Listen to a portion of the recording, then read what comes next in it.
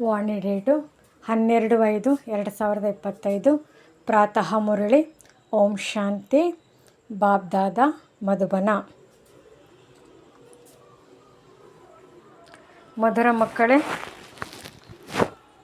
ಉದ್ಯೋಗ ವ್ಯವಹಾರಗಳನ್ನು ಮಾಡುತ್ತಿದ್ದರೂ ಸಹ ಸದಾ ತಮ್ಮ ಈಶ್ವರ್ಯ ವಿದ್ಯಾರ್ಥಿ ಜೀವನ ಮತ್ತು ವಿದ್ಯೆಯ ನೆನಪಿಟ್ಟುಕೊಳ್ಳಿ. ಸ್ವಯಂ ಭಗವಂತನು ನಮಗೆ ಓದಿಸುತ್ತಾರೆ ಎಂಬ ನಶೆ ಇರಲಿ. ಪ್ರಶ್ನೆ: ಯಾವ ಮಕ್ಕಳಿಗೆ ಜ್ಞಾನ ಅಮೃತವನ್ನು ಜೀರ್ಣ ಮಾಡಿಕೊಳ್ಳಲು ಬರುತ್ತದೆ? ಅವರ ಲಕ್ಷಣವೇನಾಗಿದೆ? ಉತ್ತರ: ಅವರಿಗೆ ಸದಾ ಆತ್ಮೀಯ ನಶೆ ಇರುತ್ತದೆ ಮತ್ತು ಆ ನಶೆಯ ಆಧಾರದಿಂದ ಎಲ್ಲರ ಕಲ್ಯಾಣ ಮಾಡುತ್ತಿರುತ್ತಾರೆ.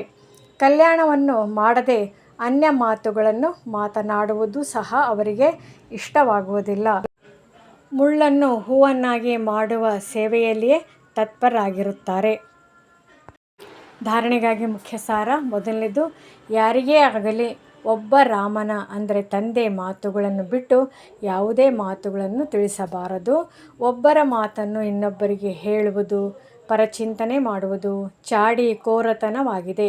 ಇದನ್ನು ಬಿಡಬೇಕಾಗಿದೆ. ಎರಡನೇದು, ಒಬ್ಬ ತಂದೆಯ ಜೊತೆ ಪ್ರೀತಿಯನ್ನಿಡಬೇಕಾಗಿದೆ.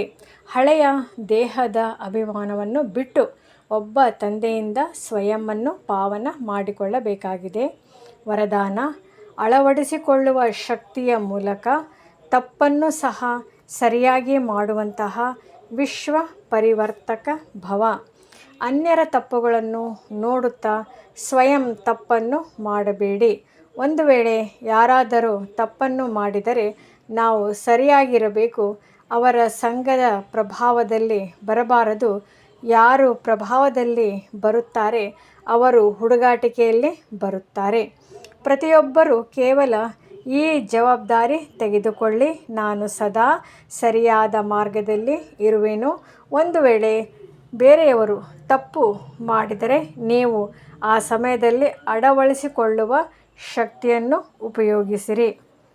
ಬೇರೆಯವರ ತಪ್ಪನ್ನು ಗುರುತಿಸುವ ಬದಲು ಅದನ್ನು ಸಹಯೋಗವನ್ನಾಗಿ ಗುರುತಿಸಿ, ಅರ್ಥಾತ್ ಸಹಯೋಗದಿಂದ ತುಂಬಿಬಿಡಿ. ಆಗ ವಿಶ್ವ ಪರಿವರ್ತನೆಯ ಕಾರ್ಯ ಸಹಜವಾಗಿ ಆಗಿಬಿಡುವುದು.